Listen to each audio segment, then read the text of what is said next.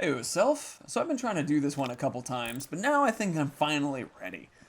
You had the opportunity to run into a really weird tweet. This is from Life Math Money about parents.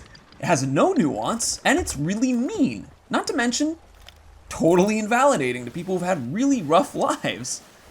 Why did it show up on your feed? You don't follow Life Math Money. You don't think anyone around you would like this. Why did it show? That was because of the filter bubble. The filter bubble is actually, however, something that isn't correct.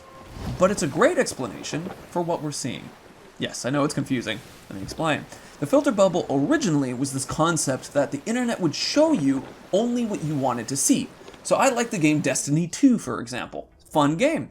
Now, in Destiny 2, there's a character named Osiris. So if I was to type in Osiris into Google, for example, the algorithm, knowing I like Destiny 2, would show me the character Osiris from Destiny 2 rather than the god Osiris from Egypt. I may never know that Egypt had a god named Osiris. That's the filter bubble. It would show me only what's within my sphere of understanding rather than opening my mind to new possibilities. But that's not actually how it works. Here's another tweet. Cole on Twitter does Destiny 2 stuff. I really like their content. And the thing is, they're the one who showed me this tweet, Life Math Money. They had a really tough time with their parents, and they were like, I don't like this person's comment, and so I'm telling the world that this person's stupid.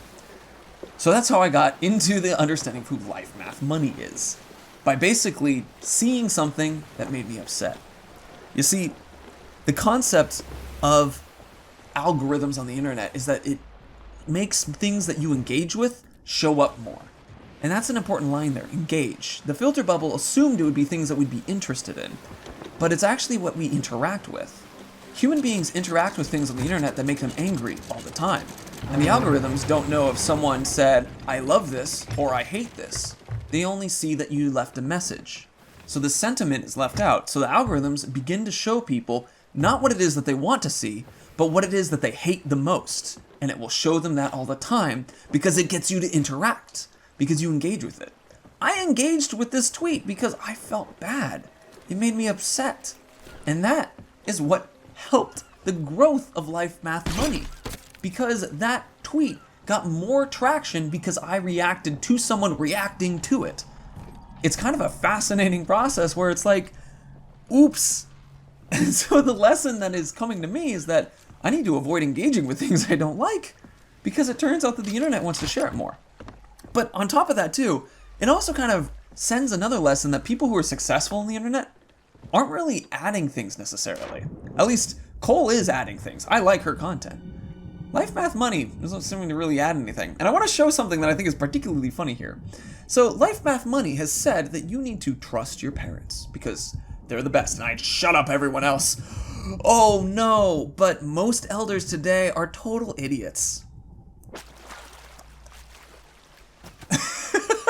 That was a really weird way of doing it, but my point being that this person's contradicting themselves. They're just being inflammatory for the sake of being inflammatory because of what I described.